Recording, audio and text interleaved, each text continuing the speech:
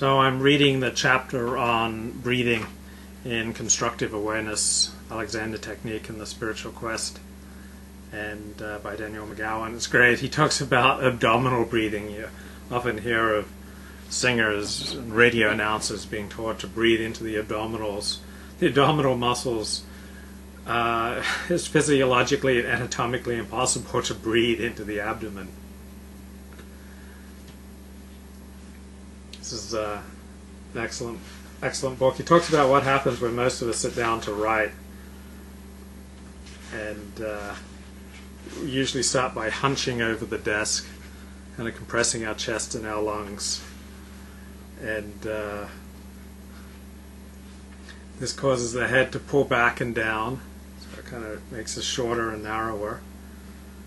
Then we lean on one elbow, hold the head on one side, grip the pen too tightly, and we stiffen the writing hand, shoulder. So many of us have to move the whole arm when we write, when it's really only necessary to move the fingers. Feet are usually wrapped around the chair, around each other under the chair, causing undue tension in the legs and lower back. This is important. The condition of our muscles reveals our mental emotional state. There is no negative thought emotion which does not show up somewhere in the body. There's too much muscle tension. Equally, there is no positive thought emotion which does not show up as a release of muscle tension. So I guess every emotion carries with it a particular alignment of the body. Unless you're aligned in that way, you can't feel that emotion. So hatred, anger, despair, loathing, disgust, joy, happiness, serenity, they all come with a particular alignment of the musculature.